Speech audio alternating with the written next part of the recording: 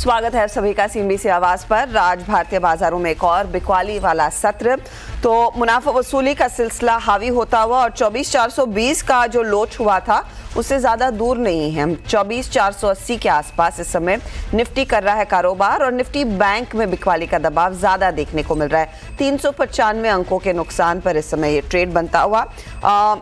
Advance decline ratio थोड़ा सा ऊपर है या पॉजिटिव है क्योंकि मिड कैप्स रेजिलिएंट है, 100 पॉइंट की बढ़त अब। हालांकि ऐसा भी हुआ है कि आज मिड कैप इंडेक्स फिसला था, नेगेटिव टेरिटरी में आया, लेकिन वहां से अपनी चाल को थोड़ा सा रिट्रेस कर पाया है। इस समय अगर आप गौर करिएगा, भले ही मिड कैप इंडेक्स पॉजिटिव हो चुका हो, गिरने वाले शेयरों की संख्या जो है वो ज्यादा है। स्मॉल कैप्स का भी हाल आपकी स्क्रीन पर रखेंगे, फिर आगे बढ़ेंगे और जानेंगे हमारे जानकारों ने क्या ट्रेड लिया। तो ये वो काउंटर्स हैं। देखिए, जब दिग्गज बैंक रिलायंस इंडस्ट्रीज और भारतीय एयरटेल में दबाव बने तो आप 100 पॉइंट से ज्यादा टूटेंगे जरूर। आज Tata Motors, Adani port, Cipla tech, Mahindra जैसे काउंटर से साथ जरूर मिला है। लेकिन इस समय अगर आप निफ्टी के 50 शेयर देखेंगे, उसमें से सिर्फ 5 हैं जो पॉजिटिव टेरिटरी में हैं या 6 हैं। बीएल ने भी साथ दे दिया है, हल्का सा पॉजिटिव टिक यहाँ पर आता हुआ। लेकिन बाजार में अक्रॉस द बोर्ड वो सेल साइड की पोजीशंस बढ़ रही हैं और एनबीएफसी बैंकों में तो सबसे ज्यादा दबाव बनता दिखाई दिया है। ये फिलहाल आपके लिए स्थिति है। अब ऐसे में हमारे जानकारों के रिटर्न क्या बने, आज किस तरह के सौदों पर ये करेंगे फोकस, इस सब पर बातचीत होगी। पहले आपके लेकर आते हैं कल तक का हाल। तो अरुण ने करीब 1.5% के रिटर्न पर दिन की समाप्ति की। आधे % से ज्यादा के रिटर्न्स अमोल के थे और देवांग -2% के रिटर्न्स पर थे। आज की स्थिति थोड़ी सी और भयानक तो नहीं कहूंगी, लेकिन थोड़ी सी और नर्वस लग रही है। अरुण बताइए, अप्रोच क्या होगी? ये तेजी वाले सौदों को होल्ड करके कुछ फायदा है या नहीं? गुड मॉर्निंग मिस्टर जी। देखिए, वैसे ही जो हम बात करें 24,500 उसी के आसपास आ चुका है, इनफैक्ट उसके नीचे भी गया था, तो एक्सेलेंट अपॉर्चुनिटी है इंट्राडे में निफ्टी को लॉन्ग करने के लिए, क्योंकि 24,400 24,500 एक स्ट्रॉन्ग सपोर्ट जोन है। और रिसेंट जो 300-400 पॉइंट की रैली देखी गई थी फ्राइडे थर्सडे में, तो उसका जो गोल्डन रेशियो का सपोर्ट है वो 24,420 के आसपास ही आता है। तो मुझे लग रहा है इंट्राडे के लिए एक अच्छी अपॉर्चुनिटी है निफ्टी लॉन्ग करने के लिए। 24,450 24,400 के आसपास का स्टॉप लॉस लगाए। 24,400 रखेंगे तो ज्यादा बेटर है। और ऊपर में मुझे लग रहा है 24,580 24,600 वापस एक बार निफ्टी जा सकता है, क्योंकि मिड कैप स्मॉल कैप में अभी तक घबराहट नहीं है, तो एडवांस डिक्लाइन रेशियो थोड़ा पॉजिटिव है। कुछ हैवी वेट्स की वजह से निफ्टी थोड़ा नीचे जरूर आया, पर मुझे लग रहा है इंट्राडे में एक रिकवरी देखने को मिल सकती है। ओके, इंट्राडे में रिकवरी की उम्मीद जरूर है और 24,500 के नीचे एक अच्छा मौका बाजार दे रहा है खरीदारी करने का। तो अभी भी लॉन्ग साइड के बारे में ही इस समय अरुण फोकस कर रहे हैं। अमोल, आपकी अप्रोच क्या रहेगी? जी बिल्कुल, आई थिंक कल एक जो करेक्शन आया था उसी को एक्सटेंड किया है मार्केट ने, बट इंपॉर्टेंट लेवल पे है। I think 50 day simple moving average को आज रिस्पेक्ट दिया है मार्केट ने। अगर बाउंस बैक आना है तो आई थिंक ये लेवल्स काफी इंपॉर्टेंट है। ओवरऑल अभी अगर हम देखते हैं तो जहाँ पे मिड कैप और स्मॉल कैप में है, वहां पे जिस स्टॉक में ब्रेकआउट्स आ रहे हैं, जिसके ब्रॉडर फॉर्मेशन अच्छे, वहां पे जरूर बाइंग के अपॉर्चुनिटीज देखे जा सकते हैं। ब्रेकआउट्स का आइडेंटिफाई करें और कुछ खरीदारी के मौके भी मिलेंगे। दिवांग, आपकी अप्रोच क्या रहेगी इस बाजार में? Very good morning. बात करें निफ्टी में तो ओवरऑल जो मार्केट हमने जैसे डिस्कस किया था, वॉलेटाइल सेशन देखने मिल सकता है और देखने मिला भी है। तो 24,400 ना इमीडिएट सपोर्ट है निफ्टी फ्यूचर के लिए। जब तक ये लेवल्स ब्रेक नहीं करता, आई थिंक बाय साइड रहना चाहिए। एक स्ट्रिक्ट स्टॉप लॉस के साथ upside around 24,800 around resistance face कर रहा है निफ्टी फ्यूचर। ओके, थोड़ा सा रेजिस्टेंस के आसपास बाजार। अरुण ने कहा कि मौका है डिप पर खरीदारी करने का। देवांग कह रहे हैं कि थोड़ा सा रेजिस्टेंस फेस कर रहा है और अमोल ने कहा है कि थोड़ा सा ट्रेंड देखेंगे फिर ट्रेड लेंगे। तो कल और आज में जो भी बदलाव हुए हैं उस पर एक फोकस करते हैं और यहाँ से आगे की रणनीति क्या रहेगी उसकी बात करते हैं। पहले तो आप स्क्रीन पर रखिएगा अमोल का पोर्टफोलियो। इन्होंने 2 ट्रेड्स कैरी किए हैं, एक तो वेदांत फैशन है और दूसरा HDFC लाइफ है। आज सुबह में ट्रेंड से कर लिया है एग्जिट। बताइए अमोल, अब नया ट्रेड क्या होगा? जी, मैं बॉम्बे डाइंग के साथ जाना चाहूंगा। 217.10 के आसपास मैंने पिक किया था। पोजिशनल टारगेट है 235 का और स्टॉप लॉस है उसका 212 का। इंटरेस्टिंग फॉर्मेशन है, स्टॉक एक रेंज में अटका हुआ था और अगर हम वीकली फॉर्मेशन स्टॉक के देखते तो हायर बॉटम फॉर्मेशन में है। मुझे लगता है ये सेटअप अच्छा है। मार्केट में अगर बाउंस बैक आता है तो ये स्टॉक भी जरूर कंट्रीब्यूट करने के चांसेस चार्ट्स पे दिख के आ रहे हैं।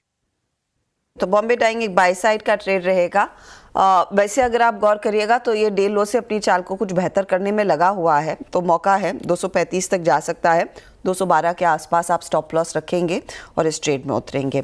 देवांग का पोर्टफोलियो अब आपकी स्क्रीन पर लेकर आएंगे और देवांग के केस में हमने देखा है रिटर्न्स तो हैं नेगेटिव -2.3% के।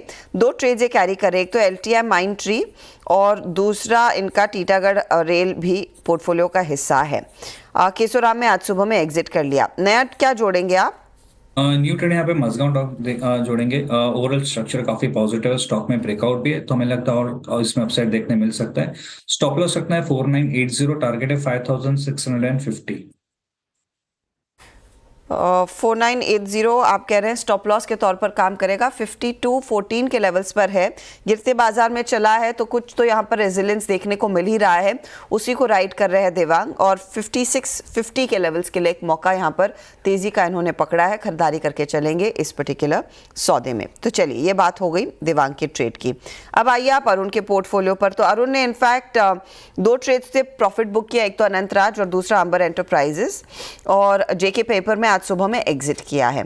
अरुण आज का fresh trade. Asha ji, again मुझे लग रहा है मिड कैप्स में मोमेंटम है, तो PCBL में खरीदारी की सलाह है। फिलिप कार्बन जो इसका पुराना नाम था 496.97 के आसपास चल रहा है। ये स्टॉक मुझे लग रहा है 530 के ऊपर तक के टारगेट दिखा सकता है, तो करंट लेवल पे बाई करें। 485 का स्टॉप लॉस रहेगा और 535 का टारगेट। तो PCBL में एक अपॉर्चुनिटी यहाँ पर आपको दिख रही है, एक पोजीशन आप लेकर चले तेजी की। 538 आपके लिए टारगेट का काम करेगा, 485 आपका स्टॉप लॉस है। ये फिलहाल आपके लिए एक अपडेट इस समय स्क्रीन पर दिख रहा है। चलिए ये है फिलहाल आपके लिए ताज़ा स्थिति इस समय के ट्रेड्स की। एक ट्रेड इनफैक्ट एक ट्रेड अरुण दे सकते हैं, बाकी सबका पोर्टफोलियो फुल है, तो थोड़ा सा आपको इस समय ज़्यादा ट्रेड्स का मौका पता नहीं हमारे जानकार आइडेंटिफाई कर रहे हैं या नहीं। अरुण को कुछ टाइम देते हैं, कुछ और निकले इनके हाथ में तो फिर वो भी आपकी स्क्रीन पर लेकर आएंगे। लेकिन ब्रेक में जाते जाते ग्रोथ कोड की बात कर लेते हैं, क्योंकि गिरते बाजार में देखिए आपको अपॉर्चुनिटी ही ढूंढनी है और उसी पर ग्रो का भी फोकस है CNBC आवाज़ के साथ। 9 नवंबर को आइकॉनिक BSE टावर में ट्रेडिंग राइट इवेंट हुआ था, जिसमें से इंडस्ट्री के दिग्गज शामिल हुए। इस इवेंट में पावर ऑफ स्टॉक्स के CEO और ट्रेडिंग एक्सपर्ट सुभाशीष पनी ने F&O में डाइवर्सिफिकेशन के महत्व की बात की।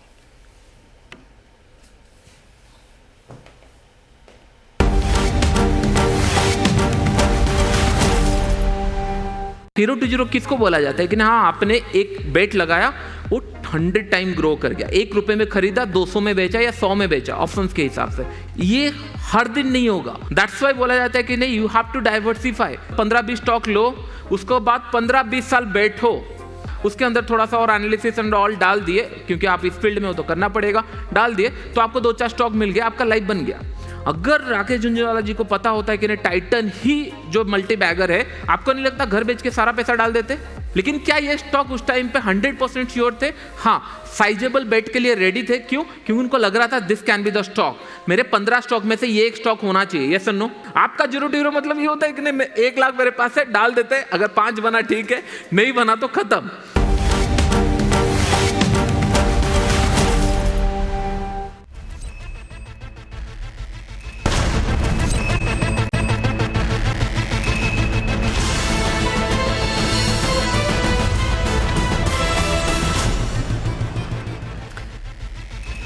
आप देख रहे हैं खिलाड़ी नंबर 1। भारतीय बाजारों में आज दिग्गजों में मुनाफा वसूली देखने को मिल रही है। बिकवाली का दबाव निफ्टी बैंक में खास तौर से लगातार बढ़ता दिखाई दे रहा है और लगभग 400 पॉइंट के नुकसान पर भी हमने कारोबार देखा है।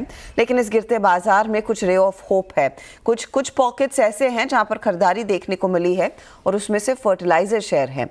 फर्टिलाइजर शेयरों में अक्रॉस द बोर्ड आज तेजी देखी गई है। अब इसके पीछे कुछ खास वजह है जो दरअसल इन कंपनियों के लिए भी एक फायदे का सौदा उभर कर आएगी। सिर्फ स्टॉक प्राइस में एक्शन तक सीमित नहीं रहेगा। यतिन हमारे साथ है इसी पर और उल्लेख करने के लिए। बताइए यतिन। Good morning Harshada. देखिए, जहां तक कि न्यूज़ रिपोर्ट्स का सवाल है, ये इंडिकेशन हो रहा है कि डायमोनियम फॉस्फेट यानी डैप के दाम लगभग 15 से 18% बढ़ाने की कोशिश की जाएगी। इनफैक्ट जो अभी DAP की पर बैग का कीमत है वो लगभग 1350 रुपये है, इसको बढ़ा के लगभग 1600 रुपये तक किया जा सकता है। इसका मतलब ये है कि 4 साल के गैप के बाद DAP की कीमतें 12 से 15% बढ़ सकती हैं ऑब्वियसली अगर हम देखें तो फर्टिलाइज़र कंपनी की जो लागत है डीएपी में बढ़ती हुई नज़र पड़ी है। जो सब्सिडी आउटगो है वो भी सरकार के खजाने पे प्रेशर डाल रहा है। तो कहीं ना कहीं ये प्राइस हाइक जो है इनेविटेबल है और 1 जनवरी 2025 से ये लागू हो सकती है, जिसके कारण सारे के सारे जो सरकारी फर्टिलाइज़र कंपनी है यहाँ आपको एक खास अपटिक देखने को मिल रहा है। खास करके आरसीएफ हो, नेशनल फर्टिलाइज़र हो, इन सब शेयर्स में आप आज अच्छा बाइंग एक्शन देख पा रहे हैं। तेजी बनती हुई दिखाई दे, कच्चे माल की कीमतों में इजाफा देखने को मिल रहा है और वही आगे पास ऑन होता हुआ दिखाई देगा। डायमोनियम फॉस्फेट में हम देख रहे हैं दामों में इजाफा बनता दिखाई दे रहा है और वही रिफ्लेक्ट कर रहा है इन सभी कंपनियों में। प्राइस हाइक की गुंजाइश बनती हुई दिखाई देगी क्या यतिन? क्या वो क्लियरली पास ऑन होगा? देखिए, ये एक थोड़ा सेंसिटिव मैटर होता है। फार्मर की जो रिक्वायरमेंट्स होती हैं वो जनरली पॉलिटिकली लिंक्ड होती हैं और कहीं ना कहीं ये सरकार और जो कंपनियां हैं इनको मिलकर एक निर्णय लेना होता है। बहुत टाइम से इसको डिफर किया जा रहा था। आप समझिए कि 4 साल बाद ये पहला प्राइस हाइक होगा, जबकि ग्लोबली हमने देखा है कि रशिया यूक्रेन वॉर के बाद ग्लोबली हमने फर्टिलाइज़र की कीमतों में उछाल देखा है, सप्लाई पे कंस्ट्रेंट देखा है। और क्योंकि लागत बढ़ रही है, कॉस्ट ऑफ रॉ मटेरियल बढ़ रहे हैं, इन जनरल इन्फ्लेशन है, तो कहीं ना कहीं ये डीएपी का प्राइस हाइक थोड़ा एक पॉलिटिकल डिसीजन रहेगा। लेकिन 12 से 15% जो एक नॉमिनल हाइक है वो शायद कंपनियां ले पाएँ 1 जनवरी ऑनवर्ड्स। 12 to 15% का प्राइस हाइक आता हुआ दिखाई दे सकता है। शुक्रिया यतिन इस अपडेट के लिए। तो ये फर्टिलाइजर कंपनियों के पीछे जो तेजी की वजह है वो यतिन आपको समझा रहे हैं। चलिए अब बात करते हैं एक और स्टॉक की, टेक्समैको रेल। छत्तीसगढ़ सरकार के साथ दरअसल कंपनी ने एक जेवी किया है। 9 ट्रांसमिशनल लाइंस के लिए 187 करोड़ का ऑर्डर इनके हाथ लगता हुआ दिखाई दिया है। मेरे साथ कंपनी के ईडी और वाइस चेयरमैन इंद्रजीत जी हैं। इंद्रजीत जी, स्वागत है आपका। अगर हमारे साथ कुछ शेयर कर सकें इस पर्टिकुलर ऑर्डर के बारे में, कब तक आपको इसे पूरा करना है, कब काम शुरू होगा और रफली किस तरह के मार्जिन्स होते हैं इन सरकारी ऑर्डर्स में?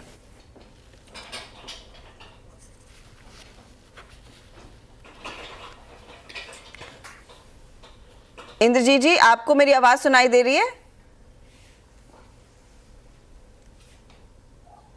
Sir, can you hear me? Yeah, I can hear now. Yes. हाँ, मैं आपसे यही पूछ रही थी अगर कुछ डिटेल दे पाए इस ऑर्डर के बारे में। हाँ, ये ऑर्डर है छत्तीसगढ़ इलेक्ट्रिसिटी बोर्ड का। इसमें 132 केवीए का लाइन है, इसका हाई वोल्टेज लाइन। ये 100 करीब अबाउट 180 200 किलोमीटर्स का ये लाइन विथ सबस्टेशंस ये बनाने का है। ये हम लोग का ब्राइट पावर डिवीजन जो हम लोग का है, ये ब्राइट पावर डिवीजन का एक एक्सपर्टाइज है और इसका बहुत अच्छा क्रेडेंशियल है मार्केट में। नॉर्मली हम लोग एक इलेक्ट्रिफिकेशन जो काम करते हैं, रेलवे का काम करते हैं। अभी हम लोग हमारे जो एक्सपेंशन किया है outside the railway rail segment, और ये इसी एक ऑर्डर है जो हम लोग मिलके बहुत हम लोग we have broken ground, new ground. Gonna come to कि नॉर्मली जब भी आप लोगों से बात हुई है, we discuss the railway orders, तो कितनी बड़ी अपॉर्चुनिटी ये पावर ट्रांसमिशन की रह सकती है? What other orders that are you going to be participating in? What could be the likely order book on the power segment? अभी ये टोटल ऑर्डर बुक एक डेट डिवीजन का 1000 करोड़ से भी ज्यादा है। अबाउट 1030 करोड़ ब्राइट का है और पूरा हम लोग का ईपीसी में 1800 करोड़ का ऑर्डर है। ये ईपीसी में इलेक्ट्रिफिकेशन का एडिशन टू दैट रेलवे का जो सिग्नलिंग और ट्रैक लिंक का काम भी है। हम लोग इसका ग्रोथ हम लोग बहुत फोकस कर रहे हैं इसके लिए कि हम लोग का बहुत अच्छा कॉम्पिटेंसी है और अच्छा टीम है। इसमें बहुत हम लोग का जो टीम लीडर है उसका बहुत हम लोग और इंटीग्रेट काम करने सकता है। और खाली इंडिया में नहीं, हम लोग अभी अफ्रीका में भी इसका काम चालू किया है। एक ऑर्डर भी मिल गया हम लोग का। सो ये हमारा एक नया डिवीजन है। ये डिवीजन नया नहीं है, लेकिन इसमें फोकस बहुत हम लोग ज्यादा कर दिया इसके लिए कि इसका we see a very bright future inside railway electrification, also outside rail segment. the rail segment. So, what could it add in terms of revenue growth for FY25 or here onwards? Mukherjee ji, अगर उसका एक अंदाजा दे सके, what are you anticipating in terms of revenue? और total revenue इतना हमारा total turnover के 10% तक होएंगे ये साल में। 10 भी नहीं, थोड़ा सा 10 से कम होगा, लेकिन हम लोग इसको हम लोग सोच रहे हैं कि इसका ग्रोथ फिनोमिनल हो जाएगा नेक्स्ट ईयर में। 30% to 40% growth we are expecting of this business coming year में। ये हमारे बहुत एक अच्छा फ्यूचर है और इसमें सिनर्जी भी है। राइट, वन फाइनल क्वेश्चन, क्या इसमें रेलवे इलेक्ट्रिफिकेशन के सामने ज्यादा बेहतर मार्जिन्स मिलते हैं? मार्जिन वाइज किस तरह का प्ले है? मार्जिन में प्ले ऑलमोस्ट सेम ही है, रेलवे से बाहर में मार्जिन और ज्यादा है। ये मार्जिन बहुत ही अच्छा है रेलवे का बाहर। रेलवे में तो एज यू नो दैट इस सब में कंपटीशन भी है, लेकिन इसका जो एबिटा लेवल है ये बहुत ही अच्छा एबिटा लेवल है हम लोग को लिए। बहुत शुक्रिया इंद्रजीत जी हमारे लिए समय निकालने के लिए और तमाम डिटेल्स देने के लिए। Have a good day sir, thank you very much for your time. तो ये आपने सुना कि देखिए कंपनी लार्जली जानी जाती है रेलवे के लिए काम करने के लिए, रेलवे के लिए ट्रांसमिशन लाइंस टेक्समैको लगाती है, लेकिन उसके बाहर भी दरअसल इनके हाथ वो ऑर्डर्स लगते हुए और वहाँ पर ज़्यादा बेहतर मार्जिन कमा पाएंगे और आने वाले साल में 40% तक की ग्रोथ इस सेगमेंट बियॉन्ड रेलवेज में कंपनी एंटिसिपेट कर ज़रूर रही है। इस साल के अंत तक 10% रेवेन्यू इस डिवीजन से आता हुआ दिखाई देगा। चलिए लेते हैं एक ब्रेक, जब लौटेंगे एक रिकैप करेंगे खिलाड़ी नंबर 1 का।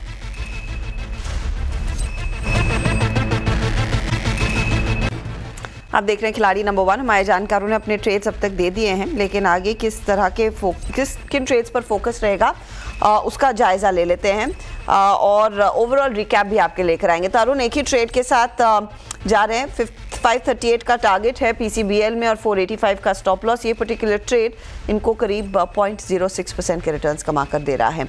अगला अमोल का पोर्टफोलियो आपकी स्क्रीन पर आता हुआ। बॉम्बे डाइंग नया ट्रेड है, 235 target, 212 stop loss. HDFC life carry किया 670 टारगेट और वेदांत फैशन भी होल्ड कर रहे हैं 1440 के टारगेट के लिए।